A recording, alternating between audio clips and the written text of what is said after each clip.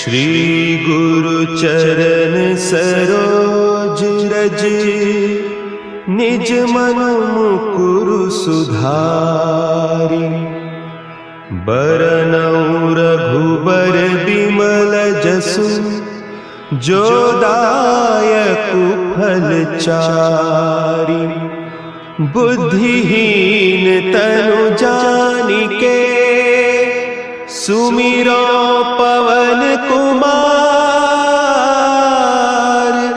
बल बुद्धि विद्या देहु मोहि हरहु कलेश विकार। जय हनुमान ज्ञान गुण सागर जय कपीश तिहु लोक उजागर राम दूता तुलित बलधामा अंजनी पुत्र पवन सुत नामा महावीर विक्रम बजरंगी कुमति निवार सुमति के संगी कंचन वरण विराज सुबेसा कानन कुंडल किंचित केसा हाथ वज्र ध्वजा विराजय कांधे जनेऊ साजय शंकर सुमन केसरी नंदन तेज प्रताप महाजगवंदन विद्यावान कुलीयति चातुर नाम ताज करिवे को आतुर कंचन जुगसनि देखो रसिया नाम लगन सीता मन बसिया सूक्ष्म रूप धरि सियहि दिखावा विकट रूप धरि लंक जनावा भीम रूप धरि असुर संहारे रामचंद्र के काज सवारे संजीवन लगन जियाए श्री रघुवीर हर्षि उर लाए जय हनुमान ज्ञान गुण सागर जय कपीश तिहु लोक उजागर पथ ही बहुत बढ़ाई तुम के भरती समझाई संस बदन तुम रोज सगावे अस कहि श्रीपति कंठ लगावे कादिक ब्रह्मादि मुनीसा नारद सारद सहित अहिसा जगत कुबेर दिक्पाल जहाते कवि कोविद कर सके कहाते उपकार सुग्रीव ही कीन्हा राम मिलाय राजपद दीन्हा तुमरो मंत्र विभीषण माना लंकेश्वर भय सब जग जाना सहस्र योजन पर भानु योधाहि मधुर फल जानू प्रभु मुद्रिका देवी मुनिमाहि जलति लाल कहि अजर जनाहि दुर्गम काज जगत के जयते सुगम अनुग्रह तुम्हारे दे। आपको मालूम है स्वामी जी कितने अनुशासित हैं। मुझे कहते हैं सीकरी जी तुम मेरे शिष्य नहीं हो, तुम मेरे सखा हो। तो सखा के पास सारे अधिकार होते हैं। वो अभी राजेश कामा जी कुछ कहने लगे जी संन्यास जयंती है उसकी सूचना बाद में दूंगा। मैं करना ये मंदिर मेरा है, महाराज जी का नहीं है, तो जो मैं चाहूंगा वही होगा। ये है प्रेम की प्रकाशता। तो एक बार ही जरा स्वामी जी तक आवाज जानी चाहिए। बोले राजा रामचंद्र की सुख हनुमान की वृंदावन बिहारी लाल की जय हो जय हो महाराज की जय। अभी गजेंद्र गोसाई जी बता रहे थे कि आज चैत्र मास को मधु मास भी कहते हैं। क्यों कहते हैं?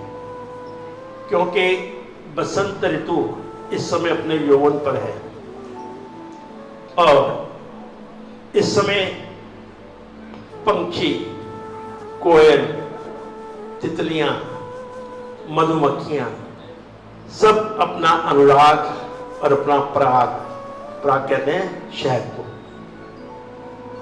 हर आदमी इस समय मस्ती के आलम में होता है और तो और 6 महीने से जो किसान ने मेहनत की होती है उस फसल को काटने का समय भी अभी है। तो यह है प्रसन्नता का मंत्र चैत्र मास। शुक्ल पक्ष प्रतिपदा यानी पहली तारीख 9 दिनों तक एक राक्षस था महिषासुर। 9 दिन तक निरंतर दुर्गा शक्ति ने उसके साथ युद्ध करके 10वें दिन महिषासुर मर्दनी अपना नाम रखा, जिसने इतने ताकतवर राक्षस का नाश किया। ये दिन हमारे अंदर जो राक्षसी शक्तियां हैं उनको मारने का है। आज व्रत किस किस का है? अब जिन्होंने हाथ खड़े किए हैं वास्तविक व्रत किस किस का है, यानी कि बिना खाए के खाली फलाहारी कौन है? 2 3 4 घर बन के खासो ना, खासो नहीं, घर बन के तुम सो चंगी तरह से जेड़ा दोपहर को नहीं खा दो राती खासो। वास्तविक जो हमारा ये जो पर्व है, हमारे वैसे तो हमारे हिंदुस्तान के सारे पर्व हमारे भारतीय संस्कृति के, हमारे धर्म के अनुसार वैज्ञानिक दृष्टिकोण से और आध्यात्मिक दृष्टिकोण से कुछ न कुछ महत्व रखते हैं। लेकिन ये जो नवरात्रों के व्रत हैं, ये है मौसम का बदलाव। यहां हम शरद ऋतु से ग्रीष्म ऋतु की ओर जा रहे हैं और अक्टूबर मास में हम ग्रीष्म ऋतु से उसको बोलते शारदीय नवरात्र। तो भोजन का बदलाव, वातावरण का बदलाव, हमारे स्वभाव का बदलाव, ये देखो मैं आज मेरे मन में आया कि हमारे जैसे हर घर में होता है जी जोड़ी रखनी है, जोड़ी। अब जिसकी जोड़ी ना हो वो बेचारा क्या करता होगा। हाँ, मैंने सोचा कि कल एक कोशिश करूंगा, ट्राई करूंगा, कल मैं मात्र फल पे रहूंगा। एक मन में संकल्प आज ही आया है, क्योंकि जो हमारे मन की शुद्धिकरण और शारीरिक शुद्धिकरण के लिए व्रत है, वो है कि कम खाना, कम बोलना और अधिक स्वाध्याय करना। क्योंकि ये एक पावन और पवित्र दिवस है। इस दिन क्या क्या हुआ? इस दिन मां शक्ति ने अपनी शक्ति से महिषासुर का वध किया। स्वामी दयानंद जी को कौन कौन जानता है? आज के दिन उन्होंने आर्य समाज की स्थापना की।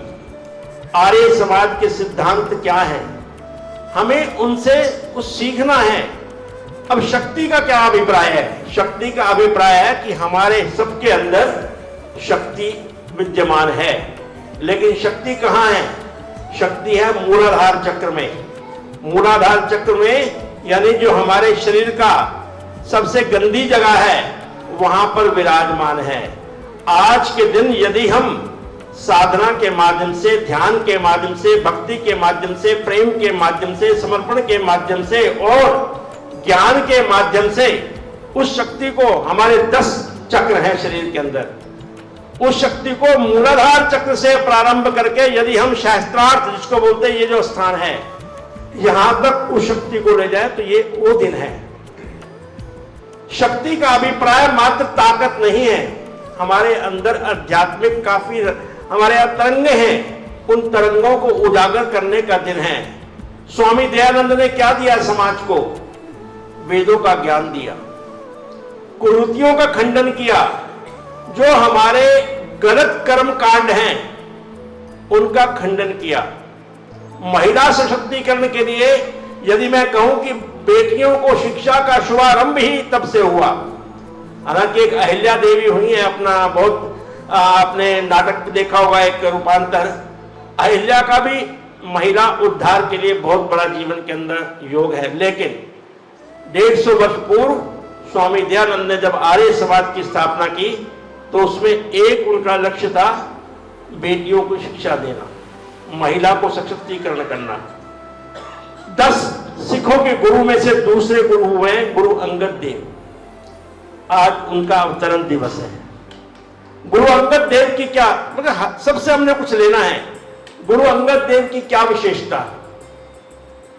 जब वो साधना पे बैठते थे कि ईश्वर कहीं मुझे नींद ना आ जाए, वो अपने सिर के बाल केश को खोल करके ऊपर एक कुंडी लगी होती थी, हमारे कपड़ी काटने के लिए किल्ली बोलते हैं, अपने बाल उससे बांध देते थे कि मुझे अगर नींद आएगी तो मेरे बाल खींचेंगे, मुझे दर्द होगा तो मैं सोऊंगा नहीं। जैसे हनुमान जी क्या करते थे, कांधे मूंज जनेऊ साजे।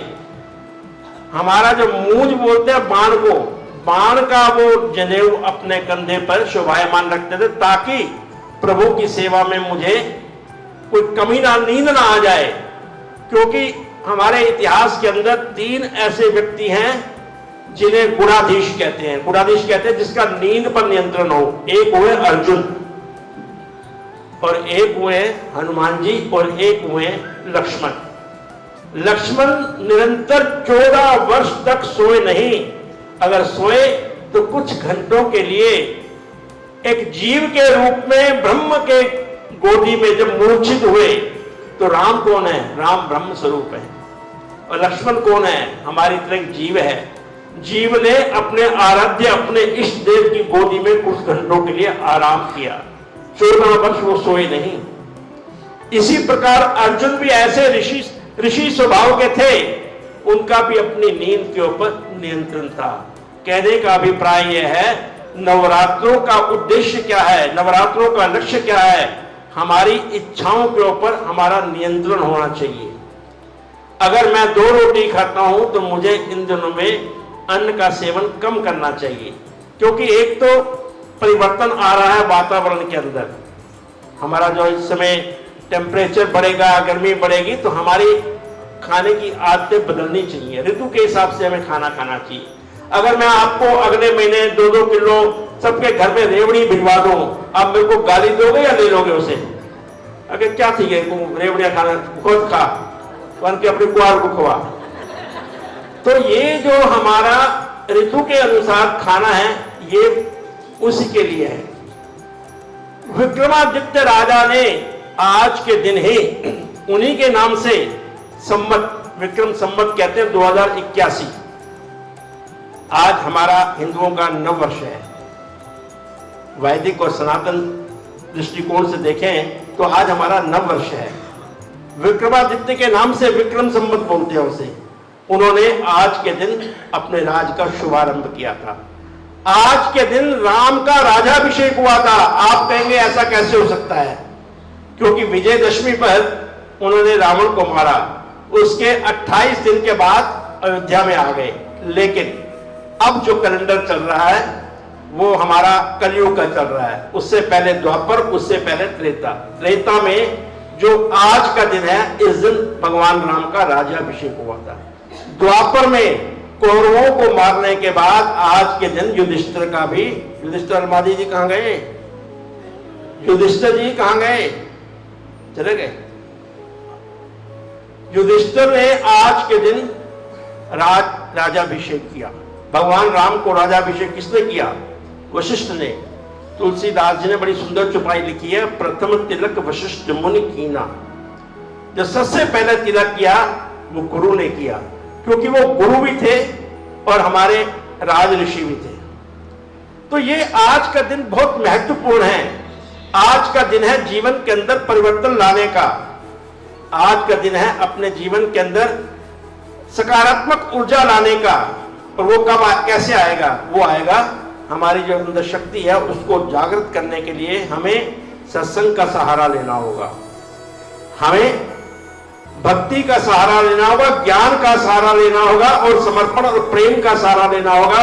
साधु साधना करता है, ऋषि अनुसंधान करता है, योगी योग करता है, तपस्वी तप के माध्यम से ईश्वर को प्राप्त करता है और महात्मा आत्मबोध करता है। मैं कौन हूं, मैं इस संसार में क्यों आया हूं, मेरा लक्ष्य क्या है जीवन का।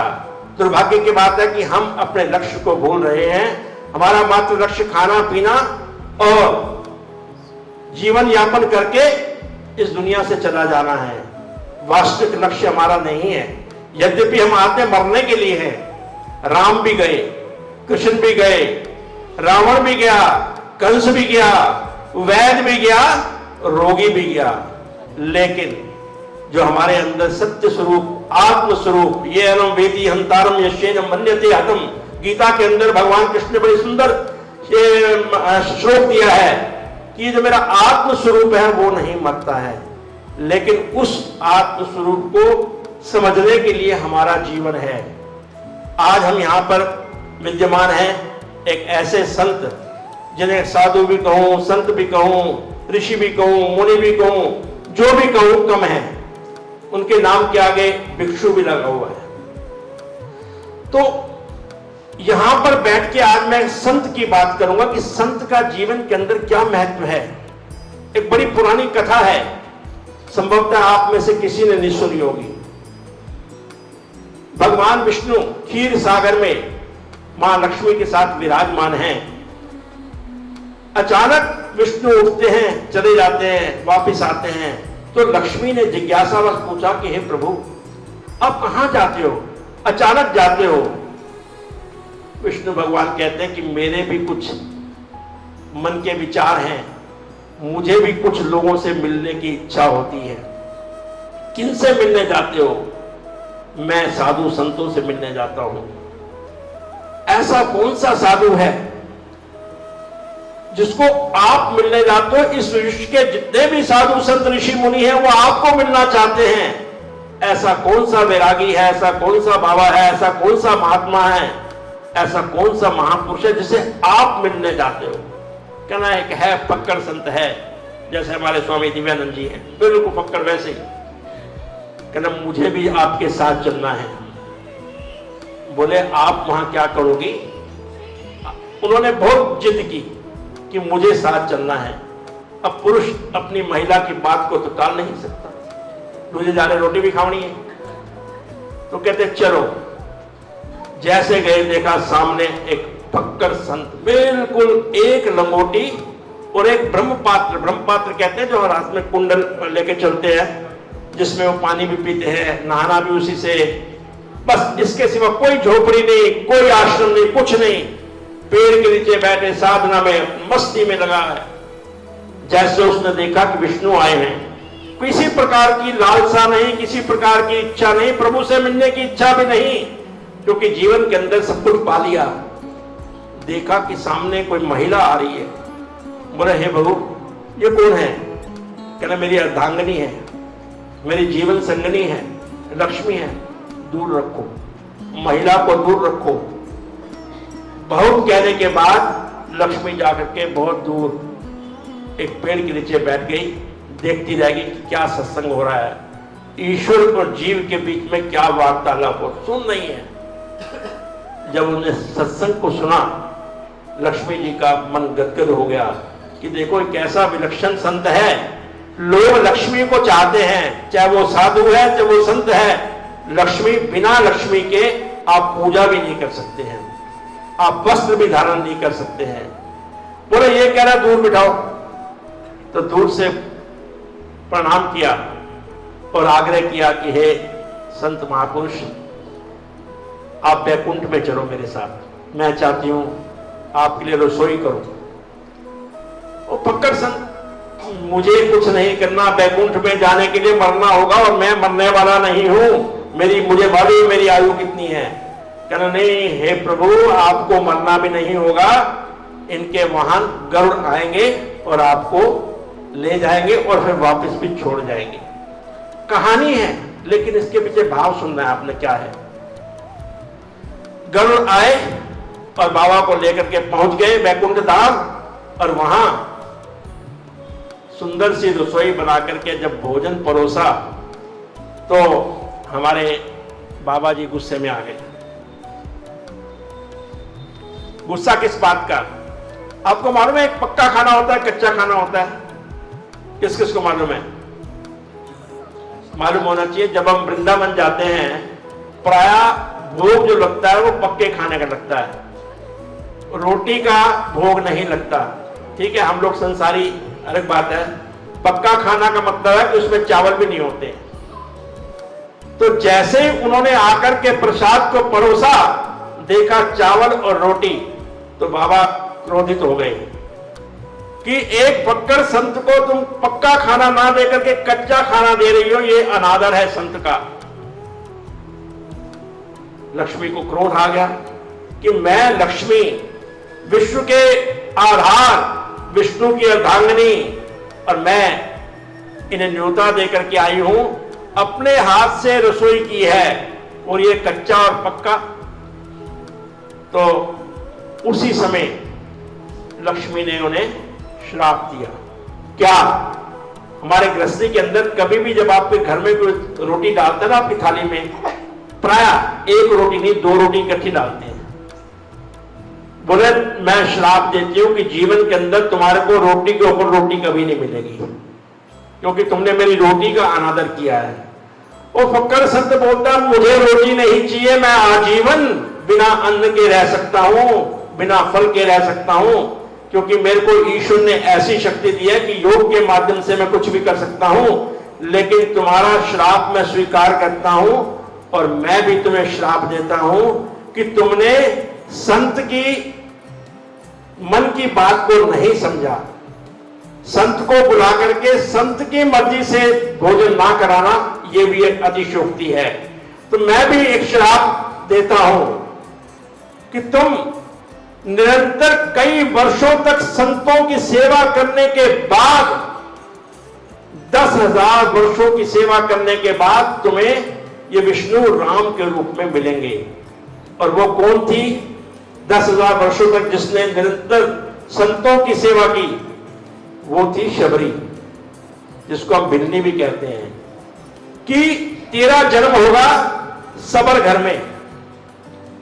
भिन्नी जिसको हम हिंसक जाति बोलते हैं, 10,000 वर्षों तक तुझे इंतजार करनी होगी कि जब भगवान राम वनवास को गए, उनकी आयु थी लगभग 22 वर्ष, और 13 वर्ष के बाद उन्होंने चित्रकूट को छोड़ा और दंडकपुर में जाके पंचवटी में निवास किया। ये सब कुछ वहीं हुआ, यानी कि लगभग 35 वर्ष की आयु भगवान राम की, और उसने तब तक वो 10,000 वर्ष की हो चुकी थी। निरंतर संतों के आश्रम में जाके झाड़ू लगाए, निरंतर सेवा की, तब जाकर के राम उसके घर में चल के आए। तभी उसका नाम है शबरी, यानी जिसने आजीवन 10 वर्षों तक सब्र किया। और वहां जाकर के उस विष्णु ने राम के रूप में नवदा भक्ति, अगर आप तुलसीदास रामायण पढ़ेंगे, वाल्मीकि रामायण पढ़ेंगे, 9 प्रकार की भक्ति का उनको राज दिया, रहस्य बताया। कहने का मतलब है कि लक्ष्मी को भी संतों के कारण 10 वर्ष तक एक भिन्नी के रूप में, शबरी के रूप में जीवन यापन करना पड़ा। तो जीवन के अंदर संतों का कितना बड़ा महत्व है, ये हम नहीं समझते हैं। हम सोचते हैं बाबा है, आएगा दक्षिणा लेके चला जाएगा, खा के चला जाएगा। अरे नहीं, उनके पास जो ज्ञान का भंडार है, लेकिन वो पटारा कब खोलते हैं? जब सामने उचित पात्र हो। मात्र औपचारिकता वाला पात्र नहीं होना चाहिए।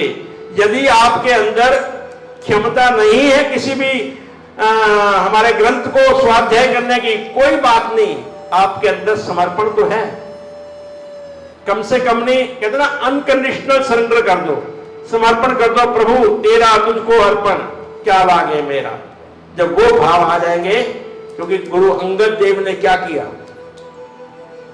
सिर के बालों को बांध दिया खूंटी से, ताकि मेरे प्रभु की जब मैं साधना करूं, आराधना करूं, उपासना करूं, तो मुझे किसी प्रकार की नींद नहीं आनी चाहिए। हनुमान जी ने क्या किया? कांधे मुंह जने साजे, आजीवन सेवा की।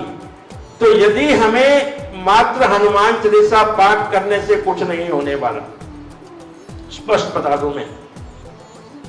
ठीक है, एक मन की तसल्ली है, जब तक किसी परिपक्व, किसी बुद्धिजीवी, किसी प्रबुद्ध, किसी संत और महात्मा की शरण में बैठ करके उसके वास्तविक अर्थ को नहीं समझा, तो हनुमान चालीसा खाली पठन करने से बात नहीं बनेगी। जब तक हम उसके अंदर, हमें उसके अंदर जाना होगा।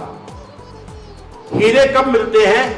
समुद्र की नीचे की गहराई में जाकर के जब आदमी जाता है, तब जाकर के हीरे जवाहरात मिलते हैं। ऊपर तो आपको मात्र सिपियां मिलती हैं। तो जीवन के अंदर यदि हमें ज्ञान रूपी हीरे चाहिए, तो हमें डुबकी लगानी होगी। लेकिन डुबकी कौन लगवाएगा? कोई सच्चा संत। मैं स्वामी दिव्यानंद जी के आचरण से बहुत प्रभावित हूं, इसमें कोई शक नहीं है। उन्हें भी मालूम है कि मैं आनंद मूर्ति गुरु मां से दीक्षित हूं, और उधर मेरा 25 साल से सानिध्य है। स्वामी जी से तो मात्र मेरा 5-7 साल। लेकिन जो उनके अंदर मैंने एक ज्ञान की धारा, एक प्रेम, सरल स्वभाव, और किसी भी व्यक्ति को ऊपर बैठते हैं, कोई भी व्यक्ति किसी भी आयु का, किसी भी आय का 10 रुपया भी एक दक्षिणा डालेगा ना, महाराज जी ने कभी देखा नहीं कि क्या डाल के जा रहा है। मेरे कई जानकार कुछ संत हैं, तो लिफाफा उसी टाइम खोल के देख लेते हैं कि कितना पैसा पाते से। ये है संत की परिभाषा। संत हृदय नवनीत समाना। नवनीत कहते हैं मक्खन को। तो संत का हृदय कैसा होता है? मक्खन की तरह होता है। उसको आपके पैसे से कोई लालच नहीं। बहुत धनाढ्य पड़े हैं संतों की सेवा करने के लिए, आश्रम खोलने के लिए, लेकिन आज का संत भी ढूंढ रहा है जिज्ञासु कि जो मेरे को ईश्वर ने या मेरे गुरु ने दिया है। स्वामी जी के गुरु जी यहां पर विराजमान है, देखें जैसे साक्षात मेरी बात को सुन रहे हो, और उनका व्यक्तित्व देखिएगा। तो वो भी जिज्ञासु ढूंढते हैं कि कौन सा सच्चा मुझे ऐसे मिले। एक वृंदावन की बात बता करके अपनी वाणी को विश्राम दूंगा। मेरे एक जानकार थे स्वामी भगत धर्मचंद जी, बहुत ही सरल स्वभाव के, रेलवे से रिटायर हुए, मेरी रिश्तेदारी में थे। 50 वर्ष की आयु में उन्होंने संकल्प लिया कि मेरा अपना बाकी जीवन ब्रिज में हो, मैं कभी भी ब्रिज से बाहर नहीं जाऊंगा, अपने प्राण ब्रिज में त्यागूंगा। एक दिन संदेश आया कि आपकी पत्नी का, उन दिनों में टेलीफोन थे नहीं, टेलीग्राम आई, वाइफ एक्सपायर्ड, आपकी पत्नी का देहांत हो गया। तो उनके एक मित्र थे सेठ अर्जुन दास, वो भी संत थे, बोले आपको जाना चाहिए। कहना किस लिए जाना चाहिए? जो आत्म स्वरूप था मुझे मिल गया। मैंने 2 घंटे पहले आपको बता दिया था कि मेरे जीवन का कोई बहुमूल्य वस्तु भगवान मेरे से ले रहा है। कहता हाँ आपने बताया था। कहता वो मेरे पास आत्म आ गई है, मिट्टी का शरीर वहां पड़ा है, मुझे उससे क्या लेना देना, उसका बेटा है, संस्कार वो करेगा। और अगर मैं चला गया और मेरे प्राण अगर दिल्ली में निकल गए तो मेरे संकल्प का क्या होगा? तो एक स्वामी अखंडानंद जी की कथा सुनने जाते। स्वामी अखंडानंद जी सरस्वती बहुत ही विद्वान, उनके ग्रंथ इतने गहन अध्ययन चाहिए उसके लिए, इतना गहरा संदेश वेदांत के ऊपर बोलते थे। प्रतिदिन 3 बजे, पूरे 3 बजे कथा शुरू करते थे और 3:01 भी नहीं होने देते थे। एक दिन देखा कि 5 मिनट हो गए, 10 मिनट हो गए, 15 मिनट हो गए। एक किसी भगत ने पूछ दिया कि स्वामी जी आप तो समय के बहुत पाबंद हैं, कभी 3:01 नहीं होने देते, आज तो आज 15 मिनट लेट हो गए। कहते कारण यह है कि मेरा असली श्रोता नहीं आया आज। तुम सारे तमाशबीन हो, तुम सुनने नहीं, तुम तमाशे में आते हो। एक मेरा श्रोता है, उसका नाम है भगत धर्मचंद। वो ना केवल सुनता है, सुनने के बाद मुझे अपनी टिप्पणी भी भेजता है, कई बार मेरी भी गलती पकड़ लेता है वो। ये है सत्संग सुनने का लाभ। यदि आप सुन के चले गए और उसके बाद घर जाके भाई ढोटे खामड़े ना पैरा दौरा चलाए, आपने जाकर के घर में बैठ करके जो कुछ सुना उसका यदि आपने मंथन किया या लिखा या अपने बच्चों को बताया, अपने पोतों पोतियों को बताया, अपने बेटी बेटे को बताया, वो है सत्संग का लाभ। तो उन्होंने स्वामी धर्मचंद जी के लिए 15 मिनट इंतजार की, क्योंकि वो ऐसा भगत था जो जिज्ञासु था, सच्चा श्रोता था। तो मैं चाहता हूं कि अब ये जो हमने मुहिम छेड़ी है, काफी नजदीक जा रहे हैं। अपना गोसाई जी ने तो पूरा राज ही खोल दिया कि जब तक नरेंद्र मोदी जी, क्योंकि आजकल आचार संहिता लगी हुई है, तो हमें इस प्रकार की टिप्पणी देने से हो सकता है कोई कांग्रेसी विचारधारा का भी बाद में मुझे पकड़ ले बाहर खड़ा होकर के। मैं बोलूंगा धर्मेंद्र बजाज जो है ना हमारा अर्जुन मंडल का जज, इसने मुझे कहा था बोलने के लिए, मैंने नहीं बोला, और ये गोसाई जी को भी इन्होंने बोला। तो कहने का मतलब है कि वो भी संत है। नरेंद्र मोदी किसी संत से कम नहीं है। जब मेरे रामलला का वहां पर आयोजन हुआ, 11 दिन निरंतर अनुष्ठान में रहे वो, मात्र नारियल पानी और नींबू पानी पे रहते थे, और दक्षिण भारत के कितने मंदिरों का उन्होंने भ्रमण किया। वो है जीवन। तो आज की जो परिस्थिति है, हमें ऐसे लोगों की जरूरत है, बीजेपी की वजह से नहीं, कांग्रेस की वजह से नहीं, मानवता के नाते। तो मैं भी गया, मुझे राम जी ने जनवरी में बुलाया, फरवरी में बुलाया, मार्च में बुलाया, अप्रैल में इच्छा तो है, बाकी वो जाने। उसको अगर मुझे बुलाना है तो बुलाएगा, टिकट भी भेजेगा। लेकिन मन में आया, हमारे रामलाल ग्रोवर जी बैठे हैं, महामंत्री पंजाबी बिरादरी महासंगठन के, जिसका मैं प्रधान हूँ, हमारे चुटानी जी भी बैठे हैं, धर्मेंद्र बजाज जी हमारे उप प्रधान बैठे हैं। मन में आया कि बेचारे परिवार, हमारे समाज के अंदर कुछ ऐसे वंचित लोग हैं जिनके अंदर राम के प्रति श्रद्धा तो है, भाव है, इच्छा है, लेकिन पैसे खर्च करने की क्षमता नहीं है। तो हमने, हमारे योगाचार्य जी बैठे हैं, राजपाल आहूजा जी, जरा आहूजा जी खड़े हो जाओ ना, इनकी ड्यूटी लगाई कि आपके संरक्षण में 35-40 कितने लोग हैं, 45 55 हो, 55 लोग एयर कंडीशन बस, डीलक्स बस और स्लीपर वाली बस, ताकि जिसमें मैं जाऊं वो भी उसी में जाए। उसमें गए, आनंद से गए और आते जाते 21 बारी हनुमान चालीसा का पाठ भी किया। और अब अगली बस जाएगी नवरात्रों के बाद, क्योंकि वहां नवरात्रों में बहुत भीड़ होती है, कुछ बुजुर्ग भी होते हैं लाइन में। हालांकि इन्होंने 3 घंटे में दर्शन हुए जी आपको, तो इसलिए हम नवरात्रों में नहीं भेज रहे। तो कहने का मतलब यह है कि हर व्यक्ति का कर्तव्य बनता है कि जैसे पंजाबी बिरादरी महासंगठन ने सोचा, आप में से कोई इतना सक्षम होगा भी, चलो मैं मंदिर तो नहीं ले जा सकती किसी को अयोध्या जी, चलो मैं उसको अपने साथ अपनी रिक्शा में बिठा करके गीता आश्रम ले चलती हूँ। इस प्रकार के भाव उत्पन्न करो। जो आपसे छोटा है उसके साथ बर्ताव ऐसे करो जैसे मेरे बराबर का है, उसके अंदर हीन भावना नहीं आनी चाहिए। तो 13 अप्रैल को स्वामी दिव्यानंद जी का संन्यास दिवस है, आपको मालूम होगा। तो अभी मेरे को राजेश गाबा जी स्लिप दे के गए कि उनके संन्यास जीवन के निमित्त यहाँ पर 11:30 बजे से 2:30 बजे तक भजन मंडली जो है आपकी वो भजन करती है। उसके बाद ये पैकेट में प्रसाद, जैसे आज भी आपको पैकेट में मिलेगा। मैंने कहा ना, हम यहाँ पर भंडारा करेंगे।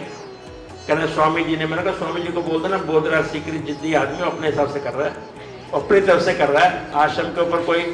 लेकिन आज जितने भी लोग यहाँ पर बैठे हैं, विशेषकर जो पुरुषों से मेरी प्रार्थना है कि गाबा साहब ने बड़ी मुश्किल से हाँ तो की है, हो सकता है स्वामी जी से बात करें, मना भी कर दे।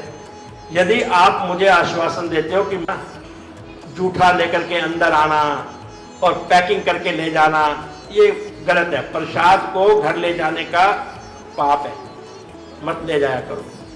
थैलियां भर के ना घन के करो, तो सब थैलियां भर दो, पाप दे थैलियां। प्रसाद पाना होता है, प्रसाद ले जाना नहीं होता है। संत दे अलग बात है, पंडित जी वो अलग चीज है, वो प्रसाद अलग है। लेकिन ये थैलियां भर के ले जाते हो ना, ये गलत है। यहाँ पर अनुशासन से आपने दिखाना है, आपने आकर के सेवा करनी है। पहले सबसे मेरी आग्रह है, आके सेवा करनी है, ताकि उनको लगे कि वास्तव में स्वामी जी को लगे कि मेरे पीछे बोधरा सीकरी ने अगर कोई संकल्प लिया है आप। और प्रसाद होगा नवरात्रों वाला, दूसरा नहीं होगा। जिसका फास्ट है वो भी खाए, जिसका फास्ट नहीं है वो भी खाए, लेकिन अनुशासन से। एक तो मेरी ये प्रार्थना है। दूसरा, डॉक्टर अलका शर्मा बैठी है, मैं भी इनको यहाँ देख करके थोड़ा हैरान हूँ, क्योंकि इतना रश होता है इनके मंदिर के अंदर। आप सब जानते होंगे गढ़ी अरसरू में माँ वैष्णो दरबार है, तो इनकी माता जी पूनम माता जी वहाँ की संयोजिका है और डॉक्टर अलका शर्मा सह संयोजिका है। वहाँ पर हजारों की संख्या में, जैसे वैष्णो मंदिर जाओ ना आप अगर अपना कटरा में, बिल्कुल वैसा ही मंदिर है। मैं आपको प्रार्थना कर रहा हूँ कि जिस दिन भी आपको मौका लगे। अच्छा, मैं एक और आपको आश्वासन देता हूँ कि 16 तारीख को जो अगला मंगलवार है, अष्टमी वाले दिन, वहां पर अष्टमी है ना, 3 बजे से 5 बजे के बीच में हनुमान चालीसा का पाठ वहां होगा। जो नहीं जा सकता, जिसके पास साधन नहीं है, हम यहाँ पर इसी मंदिर के प्रांगण में आपके लिए जाने की सुविधा। लेकिन आप आज अपना नाम लिखवा के जाएंगे।